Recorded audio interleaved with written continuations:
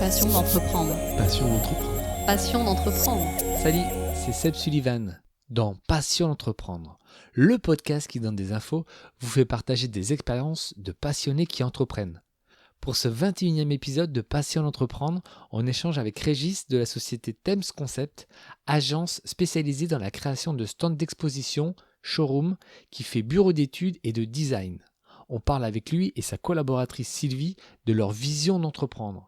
Juste après, on aura l'info du jour et on finira l'émission avec la citation du soir. Bonne écoute. Bonjour Régis, comment t'es venu l'envie d'entreprendre ? J'ai commencé à travailler à l'époque dans une agence sur Bordeaux, au travers d'un stage que j'avais fait dans le milieu de l'événementiel.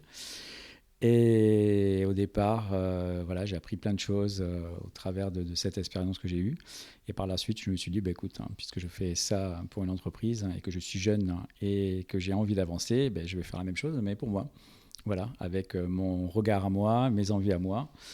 Et du coup, j'ai créé ma société en 1996, Thames Concept, qui a maintenant plus de 25 ans. Et ça veut dire que depuis la sortie de tes études, tu as toujours fait ça ? Oui, je suis resté salarié dans ma vie 4 ans. Voilà. Ensuite, j'ai fait un petit parcours à nouveau salarié dans une autre agence dans les années fin 2000, tout en gardant mon agence aussi. Tu pourrais nous raconter l'histoire justement de ton entreprise ? Tout simplement, en allant voir un expert comptable déjà pour la partie juridique, savoir quel était le mieux à l'époque quand j'ai monté ma société, voir comment on pouvait procéder et puis toutes les démarches administratives qu'il y avait à faire. J'étais tout seul, ouais. Juste avec l'associé qui était mon frère à l'époque et la mère de mes enfants qui était aussi partie prenante dans l'histoire. Et donc, j'ai monté cette société et puis on a démarré comme ça, quoi. Et donc, tu avais tout à faire. Donc, aussi bien ton métier à toi qu'une partie de commercialisation, de gestion.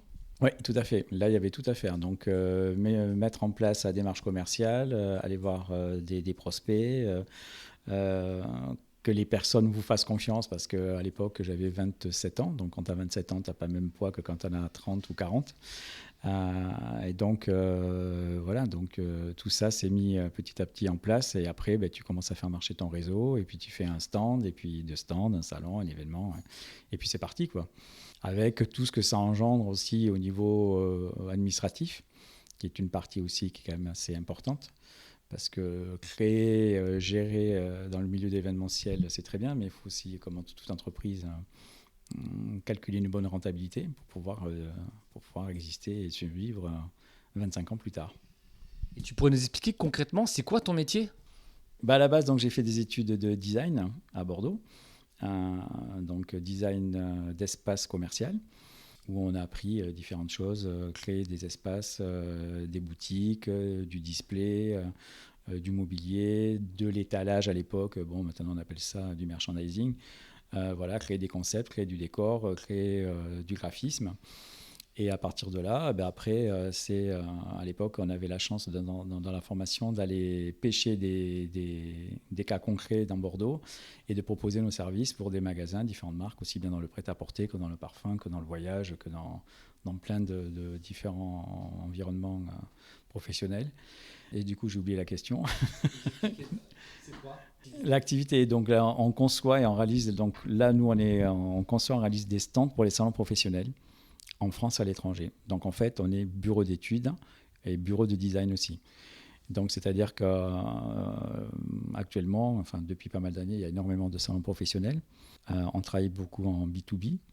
Et du coup, on est aussi bien dans des secteurs d'activité comme dans le milieu du vin, que dans le milieu du nautisme, que dans le milieu médical, que dans le milieu de la mode ou du parfum.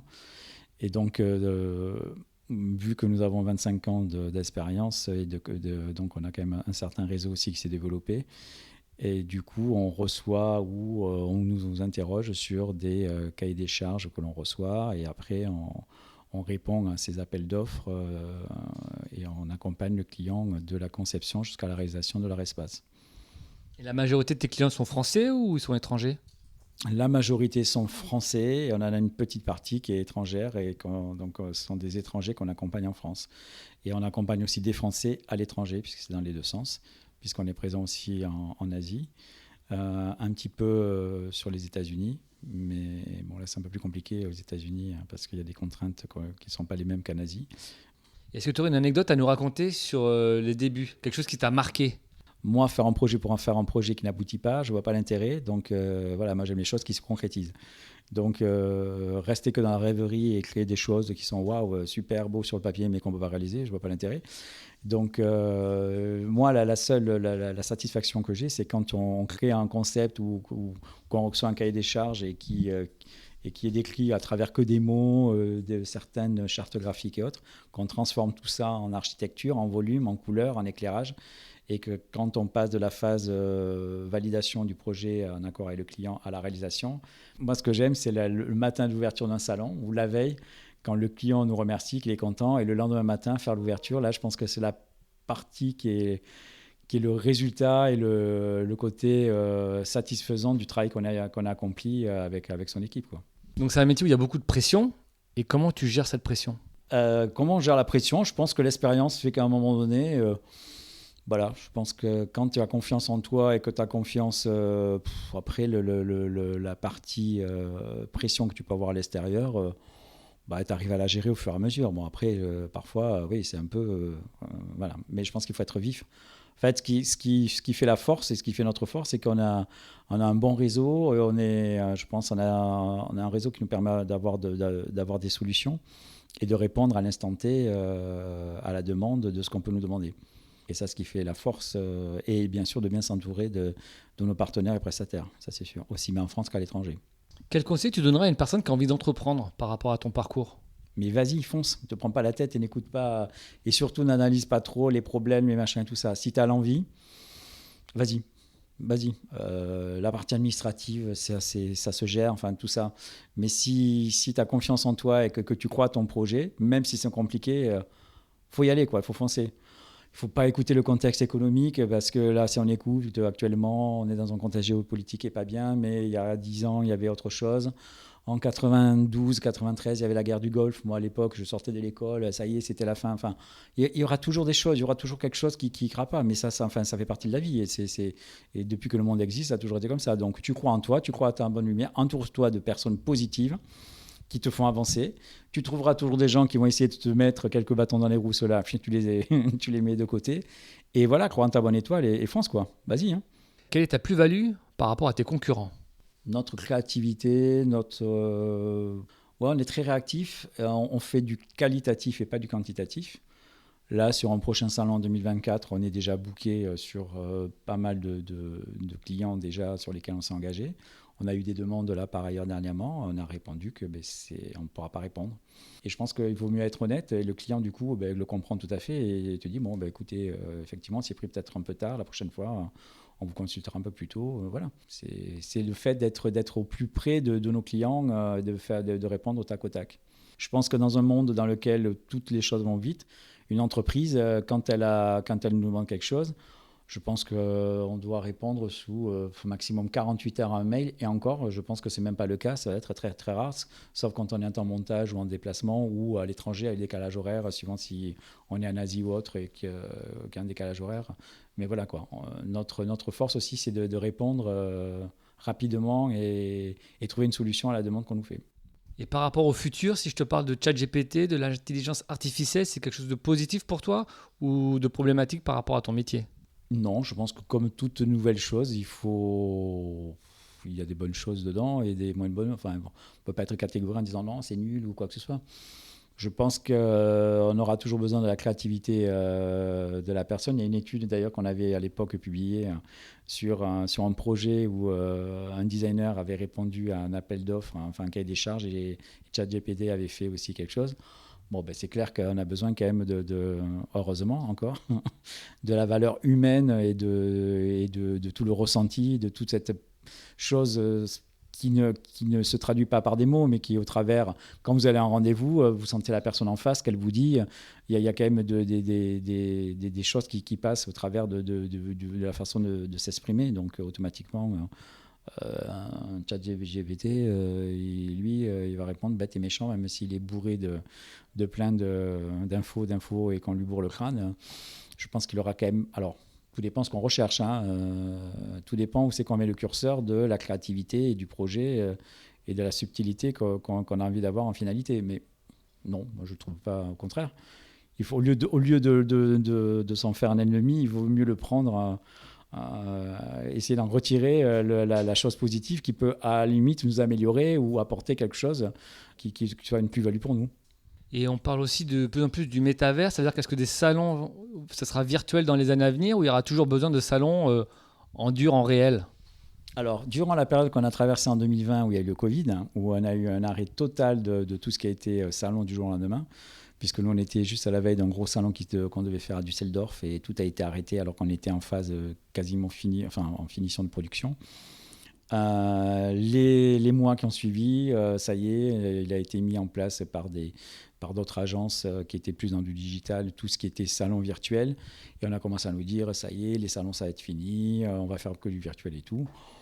Moi, je ne suis pas cru 2 secondes parce que, quoi qu'il en soit, vous avez besoin de rencontrer les gens. La rencontre humaine, que vous vendiez un stylo, que vous vendiez du vin, que vous vendiez quoi que ce soit, un événement, vous avez quand même besoin de cette rencontre. Un salon, c'est le moment un peu festif pour tout le monde, même si on y fait du business. On prend l'avion, on prend le train, on y va en voiture, on y va en vélo, on y va comme on veut. On dort à l'hôtel, on rencontre des personnes, il y a des soirées, il y a des échanges, il y a des dîners, il y a des conférences, voilà. Derrière son écran avec une webcam ça peut se faire de façon ponctuelle pour un échange juste, mais cette communion et cet échange, pour moi, existera toujours. Et est-ce que tu as un mot ou une phrase pour te motiver tous les matins quand c'est un peu plus dur, ou tu as toujours la patate? Mais j'ai toujours la patate, voyons. Non, non, comme tout le monde, il y a des jours où parfois c'est un peu compliqué. Comme tout métier, on est fatigué parce que ce qui est dur, c'est le retour de salon. Quand on revient de salon, on a quand même donné beaucoup de soi-même, on a eu quand même beaucoup de la pression, même si on la gère. Mais à un moment donné, il y a cette pression tombe. Donc effectivement, les jours suivants, on est un peu KO. On a besoin aussi, moi je sais que pour ma part, j'ai besoin un petit peu de décrocher et de prendre un peu du recul et de faire autre chose. Mais après, hop, ça repart parce que les projets derrière s'enchaînent. On a d'autres salons, d'autres congrès, d'autres aménagements à faire ou quoi que ce soit. Donc hop, c'est reparti. Je me trouve dans ton bureau à Saint-Médard-en-Jalles. Il y a Sylvie qui est à côté. Et justement, au niveau du staff, tu prends des gens on va dire ponctuellement sur les stands, sur la conception en freelance, ou tu as d'autres personnes qui bossent avec toi? Qui est avec nous, qui travaille de chez lui. Après, on a d'autres designers en freelance avec qui on travaille. Après, on a des personnes qu'on peut prendre ponctuellement. Mais après, on a un noyau effectivement qui est toujours le même. Et après, en fonction des événements ou du nombre ou de l'ampleur de ce qu'on a développé, on prend les personnes ponctuellement, effectivement. Et est-ce que la cause climatique te questionne sur ta façon d'entreprendre dans ton métier? Ça, c'est une très bonne question. Non, oui, forcément, parce que nos clients... Alors, il y a Sylvie qui intervient, sans problème. Il faut se rapprocher du micro, Sylvie. Oui, non, j'interviens parce qu'en fait, on est obligé de s'en soucier, pas forcément pour nous, mais nous, on en est conscient, oui, mais c'est nos clients qui le sont. Et donc, nous, on doit les accompagner par rapport à ça. Nous, il y a tout le côté RSE que les entreprises ont à cœur de travailler en interne. Et donc, forcément, un stand d'exposition, c'est pas forcément ce qu'il y a de le plus conscient pour la planète. Donc, on essaie de les amener sur des choses qui sont mieux en termes d'écologie, mais c'est pas facile parce qu'un temps d'exposition, c'est de la matière, c'est pas de la matière écologique, c'est du gasoil pour les camions, c'est de la logistique, c'est du bois, c'est de la peinture, c'est du plastique, bon bref. Alors on essaie d'être de plus en plus conscient de ça et de faire en sorte qu'on a de plus en plus de réflexion autour. Le syndicat aussi de tout ce qui est standiste, il réfléchit, on essaie d'amener nos clients vers des choses qui sont plus vertueuses, mais c'est pas évident. Encore en ce moment, c'est pas évident. Alors nous, moi en tous les cas, Thames, on a toujours proposé de faire des stands et on essaie de faire de moins en moins du one shot. Et d'entrée, on sensibilise le client. Et moi, c'est ma première impression. OK, vous faites ce salon, vous faites cet événement. Est-ce que vous faites d'autres salons par ailleurs pour pouvoir mutualiser, produire un espace ou un stand, ou des éléments qui peut être stocké et reconduit pour l'année suivante ou pour une autre opération et pas à chaque fois jeter tout et remettre, et automatiquement faire des déchets puisqu'on est quand même une profession qu'il faut se l'avouer, on produit beaucoup d'éléments qui malheureusement servent de façon éphémère, comme dans tout l'événementiel. Et vous pensez que c'est dû, en fin de compte, au système qui veut ça? Donc s'il faut qu'il y ait un changement, c'est les politiques ou c'est les privés qui doivent prendre l'initiative? C'est les deux. C'est les deux, mais les entreprises, elles l'ont pris, elles l'ont compris, elles l'embrassent ça, et elles savent qu'elles peuvent capitaliser là-dessus. C'est plus du greenwashing. Le greenwashing, ça marche plus. Maintenant, il faut vraiment des preuves concrètes que les entreprises, elles sont investies dedans, parce que sinon, elles vont perdre des financements, elles vont perdre des clients. Donc les gens, ils vont aller vers ceux qui le font vraiment. Et nos entreprises, elles ont à cœur de le faire, sauf que c'est pas forcément toujours facile dans ce que nous on fait. Par contre, le stockage d'un stand, par exemple, pour prendre un exemple, Victoria's Secret, on fait leur stand où on fait du stockage pour le réutiliser l'année d'après et la réutiliser l'année d'après. Et ça, ils peuvent le communiquer à leurs clients. Et ça s'achète. Et ça, c'est du capital sympathie au niveau de... Et c'est du réel. C'est vraiment... c'est là où l'entreprise, elle peut être virtueuse en termes d'écologie. Et ça, c'est bien. C'est bien pour tout le monde. Oui, tout à fait. Et puis quand on calcule le temps que la personne ne repasse pas à refaire un appel d'offres, donc c'est du temps qu'elle peut passer à faire autre chose. Elle sait qu'elle a une entreprise partenaire avec qui ça se passe très bien. Donc elle perd pas du temps à refaire, à renvoyer des mails, à recevoir des personnes. Enfin, tout ça, si on met bout à bout, c'est de l'électricité, c'est de l'essence, toute cette partie-là aussi, c'est un gain de temps. Et même pour la planète, c'est quand même mieux. Et oui, bien sûr. Et puis, il y a une confiance qui s'établit. Et du coup, quand la cliente ou le client vient vers nous, comme on le connaît depuis pas mal de temps, pas mal d'années, on sait déjà sur quel sujet on peut l'aborder. Sur d'autres, on sait que ça ne fonctionnera pas. Enfin, voilà. Donc, du fait qu'il y a un partenariat qui s'est créé, une confiance, donc c'est gagnant-gagnant pour les deux côtés, quoi. Oui, c'est tout à fait ça, en fait. On est très proche de nos clients, nous. En fait, tu posais la question de quelle était notre valeur ajoutée par rapport à nos concurrents. C'est que nous, vraiment, on est nos clients. On est ce qu'on leur sert. Et donc, du coup, on est tellement proches qu'on va les conseiller sur des choses qu'ils n'auraient pas forcément, qui sont un peu plus disruptifs, qui va juste un peu les déranger au départ, mais finalement, ils vont y adhérer. C'est ça, c'est notre rôle, ça, chez Temps. Parfois, il y a des clients qui peuvent me demander quelque chose et je leur dis non, mais ça, c'est pas la peine, moi, je ne vous le ferai pas. Hein. Ils me regardent, genre, ah bon, ah non, parce que moi, je leur explique, parce que ça, vous me faire ça comme ça. Ah, d'accord, ok. Je pense que notre expertise, on répond à des demandes, mais on est là pour amener notre savoir-faire et notre réflexion, et voilà. Et parce que aussi on a à cœur de faire d'être bon pour leur marque, parce que nous on est vraiment si on n'est pas bon, eux ils seront mauvais aussi, donc et c'est leur image de marque, donc c'est ça aussi qu'on travaille. Et dans les projets à venir, à moyen long terme, ça va être toujours ce type de demande par rapport au salon, ou tu peux avoir des demandes très différentes dans les années à venir, tu penses, par rapport justement à tout ce qui se passe autour de nous? Alors, en dehors du salon, on fait aussi de l'aménagement de boutiques, on fait aussi du showroom, on fait du pop-up pour des maisons sur Paris, pour les Galeries Lafayette Haussmann, pour le Printemps, pour Galeries Lafayette Bordeaux. Enfin voilà, on fait des événements éphémères en dehors de la partie stand. On fait aussi de l'aménagement. On a fait dernièrement une boutique pour un négociant de vin. Enfin voilà, donc on fait des bureaux. C'est pas notre cœur de métier à 100%, mais on propose et on fait cette partie-là aussi. Tu disais, qu'est-ce que c'est qu'être entrepreneur? C'est aussi être agile, pas mettre tous ses œufs dans le même panier. Justement, se faire que de l'événementiel et que du stand, c'est pas forcément ce qu'il y a de mieux. Donc, il faut être agile dans les secteurs d'activité que tu choisis pour pouvoir subir les crises quand elles arrivent, faire le dos rond ou dresser les chines avec les événements. Donc, voilà. En fait, entreprendre, c'est toujours remettre en question, se dire jamais on est arrivé, hein, on n'y arrive à rien, on n'arrive à rien de toute façon. Là, ça fonctionne très très bien, mais c'est toujours, enfin moi, c'est ma façon de fonctionner, de dire mais comment je peux améliorer, comment je peux accompagner les clients différemment, comment je peux améliorer mon entreprise pour qu'elle soit plus performante, comment on peut communiquer différemment, comment, pour pouvoir avancer. Et pas se dire on fait ça et puis voilà. Moi, à l'époque, quand j'ai commencé mon métier, on faisait des maquettes volume avec des cartons et autres. Si j'avais continué à faire que cette partie-là, maintenant, on est à l'heure du digital. Et dans quelques années, on ira peut-être avec une plaque de plexi où on appuiera dessus et on pourra enfin créer des choses. Enfin, je sais pas. Mais voilà, il faut être toujours à l'affût de ce qui se fait. de voir les tendances, de suivre les tendances aussi bien automobiles que mobilières, que de couleurs, que d'architecture, que de la mode. Enfin, il faut déjà être passionné ou aimer s'intéresser à ce genre de choses.